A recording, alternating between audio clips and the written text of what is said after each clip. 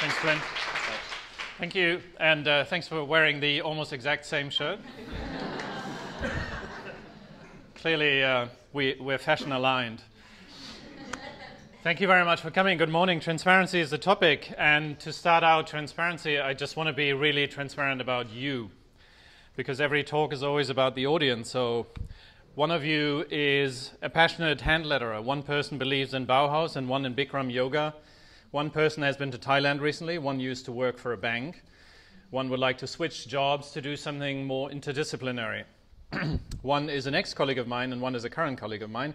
One doesn't like coffee but is still in love with Creative Mornings enough to come here, obviously. One of you has done an amazing poster design and won a prize for it, and one of you has done some crochet art and has not won a prize for it.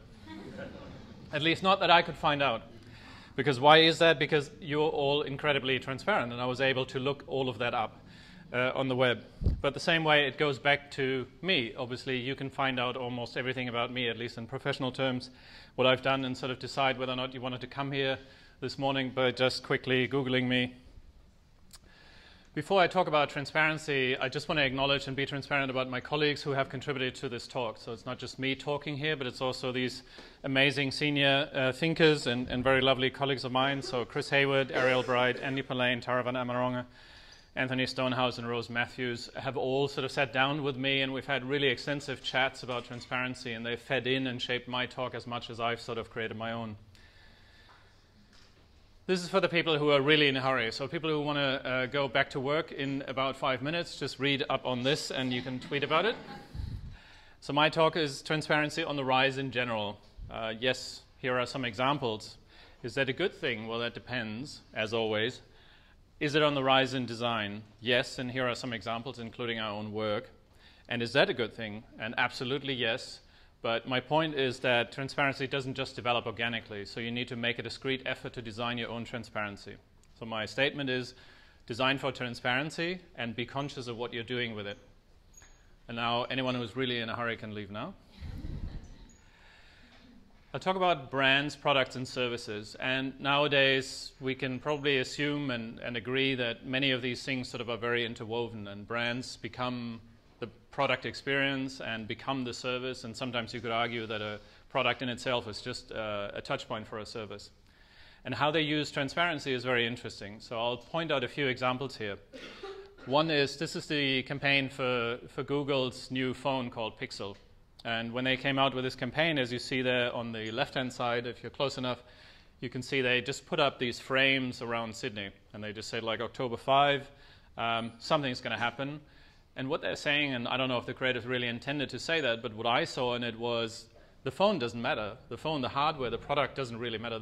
The phone is the window to reality. It's just the access point for something you want to do with it, right? So it becomes whatever you want it to be, which is what we in Fjord also call living services, and something that is really just very, very transparent and always learning and almost invisible as a UI. Something else that Google does is Google Maps, and we all use it almost on a daily basis probably, unless you're a big fan of Apple Maps. Google Maps is our way of getting around. It's our geolocation brain, so to say. And it does certain things, like it also records where we've been every time we go out. It does that almost 300 times a day, so it could do that right now. So unless you don't have your phone on, probably there's going to be a couple of people sort of being located in the space right now, and they know where you came from, and they know where you're going to go. And this is the interesting bit, is that Google starts to understand what your intent is. You might not even know it, but there's a high chance they know where you're likely to go. So they know where you work, obviously, by going there a lot on a daily basis. Here's my interesting, thrilling life in September of 2014. So you can see I live in the inner west. I sometimes drive out to swimming lessons for my daughter, to Des Moines. I work in the city, and when I'm really, really adventurous, and I can point that out here at the top left, I actually cross the bridge, so I go to Kirribilli. It's a wild world up there. This is another example from our colleagues here from Fjord in Austin. They're called Chaotic Moon. It's an acquisition. And they have put out a film that is called what we call a design provocation. So they're putting out a statement around transparency with this film. And you can look it up in its entirety. If you type in Blue Eyes and Chaotic Moon, you will find it. It's a film about what police work could look like if you use drones to serve more transparency. So as this policeman is making a traffic stop, there's a drone then hovering above the scene to make an objective documentation of what is actually going on. So there's no more switched off body cams or other sort of weird he said, she said about the situation. Something else that comes out of location data of Google Maps, for example, is that you can prove government wrong. So you might remember the Baird government put out the statement that Service New South Wales would cut their opening hours. And especially they would cut these opening hours that are outside of normal working hours, so from 7 to 9 a.m., for example, which is, as you as busy professionals would know, is kind of the time when you try to run errands. Now they said, well, hardly anyone showed up. We didn't really need these opening times. So Sydney Morning Herald was able to go to the Android data of all these people who actually frequent the space and could find out that some of these locations were the busiest between 7 and 8 o'clock. So again, serving transparency in the case of politics is very interesting. When it comes to sort of micro personas and profiles and who we are, there's a plugin that I can recommend called ProPublica that you can install in your browser to find out what Facebook knows about you. Often you think Facebook knows a lot about you. You're right in assuming that, but then you can also see where they might get it wrong sometimes. So when I look at my own profile here, they assume that I'm really into agriculture because I like tractor.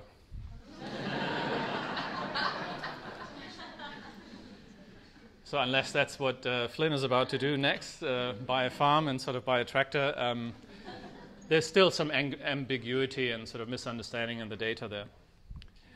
Another very interesting service is Amazon's Echo. So this device is listening to you all the time. And it has an artificial intelligence system behind it called Alexa that allows you to order a pizza or to change the temperature in your house or do other things that are kind of on your mind right now. Obviously, you can also order a book or anything else that Amazon sells. But you can tie it into your Spotify account and all these other things to take off some of the menial tasks that you don't want to do. Jamie Oliver has created hands-free pucker, so you can now get your recipe from Oliver. And you can cook while not having to browse an interface. So the interface is actually your voice and just your ears. And that's a very interesting sort of phenomena. But more interesting is the second iteration of this device is called Dot, and you can put it into almost any room. So it's very affordable, and you can put it into your bathroom. So if you're running out of hand cream, you can actually order hand cream right there, and then before you forget, before you end up in the living room where you could order it. The thing that Amazon is trying to do, similar to Google Maps or Google in general, is to start to understand what you're about to do, so that they almost start shipping the hand cream before you run out of it, because they know it's very likely that you're going to order this in the very second. So AI and machine learning is something that we think about a lot as well, and how we can design that so that also people who use it understand what the data is they're putting in and that they're in control of it, because we believe that you have to design for transparency and control of the data. At the same time, this is another trend that we run in our yearly trend report, taking things off the thinking list. The reason why it's so compelling to do this is because it starts to eliminate those tasks that are repetitive and boring and not very interesting. Like going to the supermarket is not something people enjoy. They just have to do it repeatedly. And to be able to cut out the choice and sort of go for the nearest and best option is something that's quite compelling. But I think we also need to raise awareness for what we're doing when we're giving over control over these tasks, so that we feel empowered and we consciously do it and don't accidentally sort of do this without our benefit and knowing. Now, the next step of Amazon Alexa is video. So I'm sure that you can anticipate cameras in your living room, and not all of you will do this, but some of you will find it very compelling to have a camera in their living room and maybe record everything that goes on there, you know, for security reasons or for convenience reasons. So it could switch off the television if you fell asleep because the camera realized you're not paying attention anymore, for example. Or it could tell you to go to bed and not sort of fall asleep on the couch. Now, Snap have launched these spectacles, and I think they've got it right in many ways, because if you compare this to what happened before, see the difference? Again, difference? All right. apart from, and I know I'm being mean because Google also put out nicer sort of headshots of other people wearing the Google Glass. But I think what they fundamentally got wrong in this device was that they were not transparent, or they weren't allowing the user to be transparent about the fact that they were recording. One of the biggest concerns people had was that, I don't know if this guy is just looking at me to be nice or if he's recording me, right? So that's much better, obviously. So while the lenses are not transparent at all, but rather opaque, what they've got right is that the interface starts lighting up. So around the camera, it starts lighting up the minute you record. So when you record a video of somebody doing something cool or funny or outrageous or interesting in some ways, the glasses light up and let you know that it's safe in a way, like you're in control, you're being filmed, and it has to be with your consent, obviously. Again, coming back to Google again, they've released recently a whole swag of new hardware. So there's a bunch of really interesting devices coming out. Some of them are just iterations of existing ones, and some are new ones. So you've got the Wi-Fi, got Chromecast, Home, Pixel, Daydream, and the Assistant that combines it all. Probably the most interesting aspect of that is, again, the artificial intelligence that sits and connects all these devices. So understands who you are, what you're about to do, who the other people are that are living with you or working with you. And what Google says is that when you look at this PR shot here of them presenting the Home, which is that device that listens to you in the style of the Amazon Echo, is that they are promising you your very own version of Google. And what they're implying, but not saying, is that you're also creating a very Google version of yourself for them at no benefit other than convenience and free services, but you're not taking part in the benefit of the monetary value that you're handing over to Google. Same goes for Allo. So this is the same artificial intelligence that now sits in the Messenger. And what the Messenger does, if you want to check it out, it starts to anticipate what you're going to say. So it looks at a photo being sent to you. It understands this photo is being sent to you by a friend. It might have to do with the event that you're currently at, that this person is late for. It might even understand that in the photo there's the person that you're waiting for. And it might tell you, do you want to tell them to hurry up?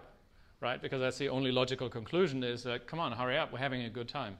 So that's all a nice scenario. I, myself, as a dad, I'm looking forward to the day when I can talk to my daughter and she's going to reply with a bot, because that's obviously much more convenient. Or I might not know, is this my daughter, or is it my bot that just sounds like my daughter? Jumping on the bot wagon. So again, many companies at this very moment are trying to look into bots and say, like, how can we create a shop feeling of being welcome and giving you abundance of choice and personal service, but we don't have to hire 20,000 people to do that. So bots are what seems to be the natural answer, because you approach the bot and he or she, whatever you want to call it, or it, can anticipate what you're about to achieve and can help you in the most convenient way, and you can scale that up. You can do that for millions of people at very little incremental cost.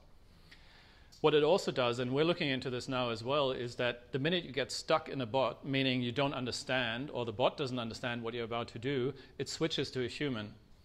So there's actually people in the backup who then have better semantic understanding or cultural understanding of what you're actually saying, what you mean.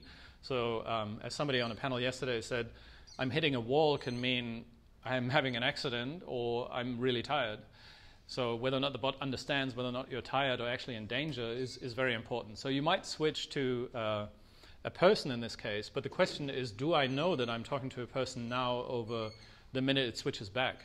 Because if the human has the feeling like, oh, okay, that person is okay now, they might switch you back to the bot. And that's an interesting question of, I want to know what the machine is thinking at the moment. What is it going to do next? You know, is it empowering me? Is it transparent about its action?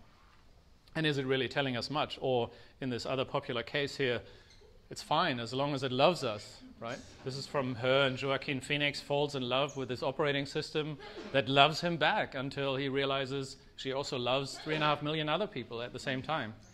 Talk about promiscuity. In service design, we talk a lot about back of house and front of house. So for those of you who can see it, there's a Metro-Goldwyn-Mayer lion roaring powerfully in the back. It's bound and chained to the desk. Obviously, that's not a real photo in that case. What we talk about is that how transparent can companies be about what is going on in the background? One of my colleagues, Andy Polanyi, compares this to wearing a shirt. Like if, for example, this sleeve was a different color and slightly shorter and shrunk in the wash, does the company say like, oh yeah, sorry, but we're not going to tell you why, because this sleeve might have been done by another company. And the same case when you call your airline and you're having a problem and they can't log you in and they pass you over to the next call center and they can't help you because they don't have your customer data. Nobody's really being honest and transparent about the fact that actually these two call centers are two different companies. They're not connected to this airline at the moment. Their systems are not working properly. Their KPIs might not be structured in the right way. So there are a lot of messy things going on in the background that people are not honest about. On the other hand, there's brands, for example, like TransferWise, who make everything about their brand about transparency. So in case you don't know, this service allows you to transfer money between countries for very low cost because they don't use the exchange rate difference that every other bank uses. So if you're transferring a lot of money from one country to the next, you might be paying thousands in fees that you can never see because the bank is saying, oh yeah, our fee is only $10. But actually they're making a killing on the difference between the exchange rates. TransferWise doesn't do that and tells everyone what they're saving. And again, Andy said, too often it's like the minimum of transparency we can get away with rather than the best we can do. And it should be the other way around. By default, everything should be transparent. And what do we need to keep from being transparent because it might be a competitive edge in the company that we might to keep for ourselves. Here's a piece that my colleagues in Stockholm have done for the telecommunication company 3, so Tre in Swedish. Sorry, that's probably not the wrong accent here. And this is about empowering the consumer about their bill and their customer behavior, so to really understand what they're spending their time on as well as where the money really goes. Another example is the same office in Stockholm have developed an app and a service called Fido, which allows parents of diabetes kids to make the invisible transparent. So insulin levels are obviously not visible and they have to be monitored at all times, especially in children where it's dangerous if they can't sort of monitor their own levels at that time. So this service allows them to monitor that and regulate the insulin levels and allow the kids to have a full and healthy and active life. Another interesting example in government work and design is the Department of Digital Transformation. So rather than being a regulatory body, the government understands itself as being a service to its constituents. And what that means is you can go to the website and you can look at their digital service standard. And if you scroll through, you get about 13, I think it is, different directives that they live under and that they believe in and that they breathe and live by every day.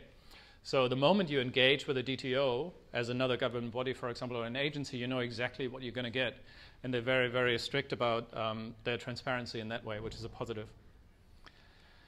The same goes for design. So many of you here are visual designers, and you might have created style guides in the past, and how style guides are some of the nuisances of our sort of visual design practice because they're, very meticulous and you have to be very precise about it. Now we're creating living style guides. So we're working with companies and making these very transparent and saying, actually, it's not about us executing every next iteration of it, but we're going to give you the interaction patterns, the content strategy, we're going to give you the visual styles, we're going to give you the behavior, we're going to give you the code even, so that anyone can go and take it away and do something that is in line with the style of that company or that organization. So we don't have to be design police anymore. I just love that photo because look at the kerning between the E and the S.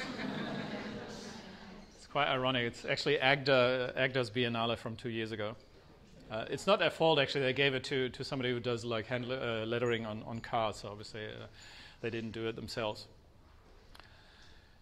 Internally, we're very transparent about our own methods as well as externally. So you saw our Fjord trends, but we also have a lot of methods that we keep using. And we teach each other those methods because as we're growing, we take on new people and we want to be transparent about how we work and the methods we use. So we have something every Monday, almost every Monday, where one of our colleagues actually takes a method that he or she knows a lot about and teaches that method to the rest of the organization. And we're now starting to record, so very much inspired by Flynn and his work on Aussie Design Radio. We're now recording interviews with the people afterwards and are releasing that as a podcast called Method Mondays very soon. My colleague Rose Matthews has commented on this. Naming your methods is partly marketing, but it's also partly not accepting a method wholesale. So many of you realize that all the methods are out there, right? You can take Google Sprint or you can take anything else. You can go to any website and you will find all the design methods that you crave for any particular purpose. The real value lies in not accepting just one-to-one and applying it religiously, but rather make it your own, because there's going to be something that you need to personalize about this, either for the client or for yourself, and evolve. And then maybe you rename it and you call it something different, for marketing purposes, because you might want to go out into the market with a different method, but also because it's yours now. It's yours, and you can be transparent about that. Something that most of you have done in the past is, these are my colleagues here in the Fjord Copenhagen office. They're working with H&M, and they do a rapid innovation workshop around sustainability and the circular economy. So that's transparent on two ends, because it's the designers talking about who they're actually working for right now and the topic they're working on, but also the brand being transparent and allowing that, rather than saying like, oh, we're not going to tell you anything until it's done. We're going to tell you about the process already up front. And you can see the results if you go to H&M now, here in Sydney as well. They display their targets, for example, of by 2020, they want to only source sustainably sourced cotton for their products.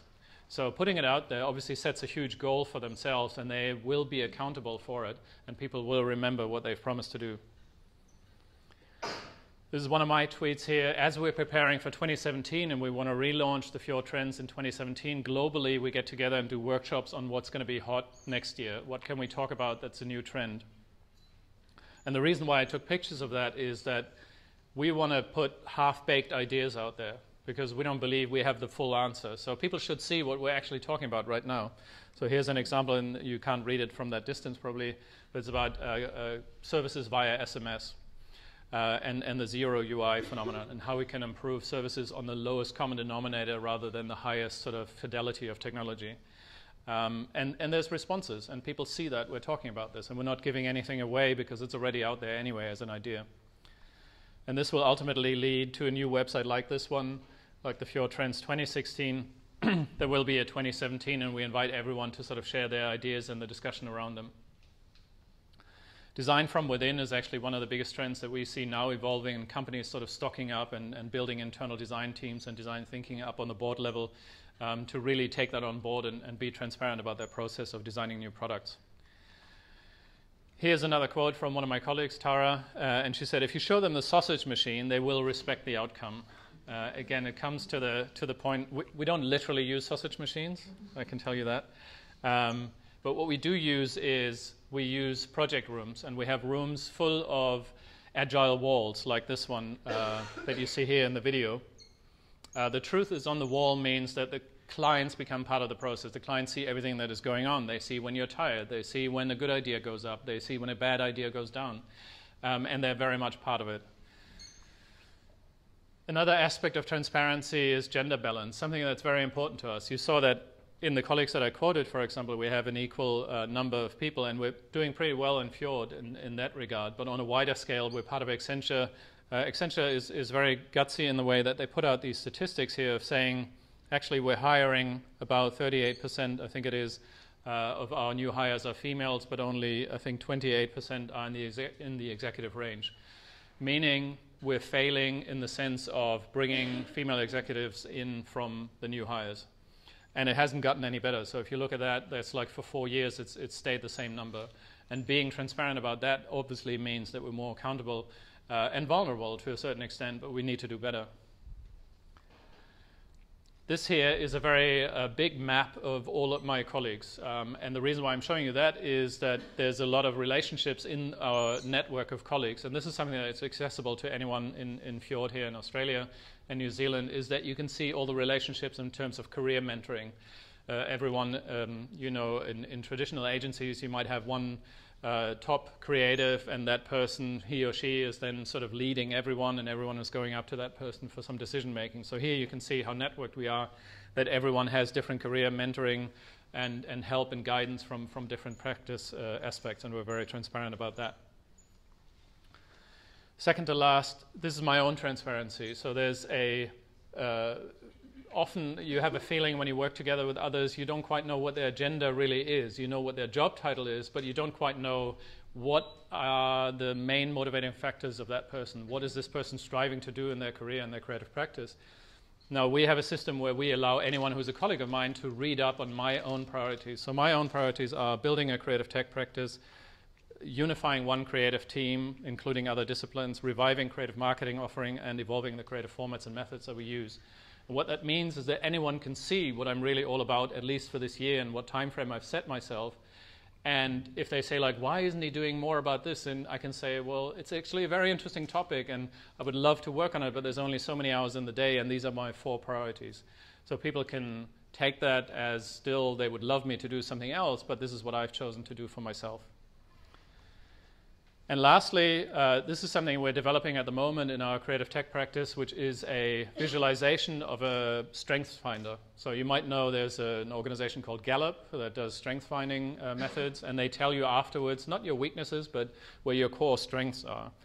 And what we've done is, with the results coming back from everyone's profile, understanding where somebody's main strengths are. And they are, for example, in this instance here, in the relational aspects. So these people are really good at team building, at bonding, relating, mentoring, relating to clients, for example. This is this person's strength. And what we want is that when we build a team, that we have complementary skills, and we have a really well-shaped, rounded team that complements each other, rather than sort of being really heavy on one end, being really analytical, but you know, maybe not being as relationship building. Do we always get there? I'm sure my colleagues would agree no, because sometimes it just doesn't work that way, that this person is available for this team. But being transparent and open and understanding and aware of the different strengths is the first step in actually building better teams together. So now I want to leave you with a quote of Edgar Degas: "Art is not what you see, but what you make others see." And I hope that with everything that I've shown you now, that you believe in transparency as a valuable thing, and that we need to foster it, we need to nurture it, we need to create it. We need to create it internally for ourselves, to be transparent to our colleagues. We need to be transparent to our clients. Our clients need to be transparent with us and tell us all their horror stories and be honest with us, so that we can design something better together. And we need to bring more transparency into the organizations that we work for. Thank you very much.